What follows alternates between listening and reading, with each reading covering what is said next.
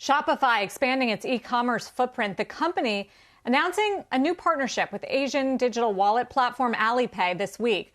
Through the deal, Shopify merchants will now be able to directly accept payments from Alipay's more than 1 billion active users. Previously, merchants were only able to offer the payment method through third-party providers. The stock, it's up nearly 200% just in the last year, down 13% though in the last month. Joining us now for more is Shopify President Harley Finkelstein. Welcome back, Harley. Good to have you. Always a pleasure to be here, Sarah. Thanks for having me.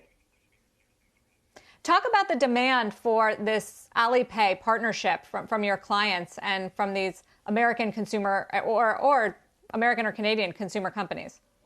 Well, frankly, Shopify is a global company, and the role that we play for more than 1 million merchants, more than 1 million businesses, is really that of a retail operating system. Shopify is where they run their business from. And so as we're in preparations in the middle of, as we get into Black Friday, Cyber Monday, which happens next week, we're recognizing the importance of major shopping holidays, not just in North America, but around the world. And with this partnership with Alipay, we're ensuring that the merchants that use Shopify can also take advantage of global retail calendars to reach consumers well beyond just North America. As you mentioned in your opening remarks, there are about 1 billion active users in China using Alipay, hundreds of millions more users across Asia. And so what we're trying to do is ensure that our merchants on Shopify have access to all of those consumers and are able to transact with them in a way that they prefer. And some of them prefer to use something like Alipay over credit cards. And that's not too dissimilar from what we do in Europe, where some countries like Germany, we enable debit card transactions because that's what consumers there prefer.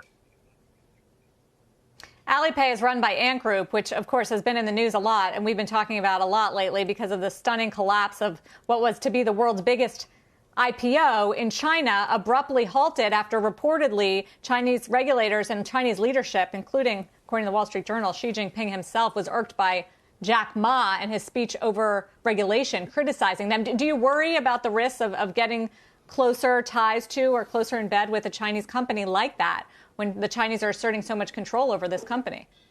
Look, our responsibility is to our merchants, and it's to, again, giving them access to consumers all over the world and allowing them to transact in the payment methods that they prefer. And so in terms of our relationship with any particular payment gateway, we do that in order to ensure that merchants can transact in the way that they want. And again, we're obviously so caught up right now in North America with Black Friday, Cyber Monday. We can talk a bit about the numbers we're already seeing around early start to Black Friday. But certainly the Chinese consumer base is an important one for global brands, and a lot of those global brands are powered by Shopify. Well, Harley, before we get specifically to the holiday season, I wanted to ask what your view is on the strength of the U.S. consumer. Of course, a lot of talk about second waves of the virus and what that will do. I mean, I know you're experiencing a lot of structural growth at the moment, but what's your take on the cycle and how strong the consumer is? Yeah, Wilfred, I think the pandemic accelerated change that we've anticipated for a very, very long time. And I think the change is that the center of gravity for commerce or retail has shifted definitively from in-store being the primary source to online being the primary source. And what we're seeing now is not an anomaly. It will be the blueprint for the future of retail. And the growth of e-commerce that we've seen since the pandemic started, I think will continue long after we have a vaccine.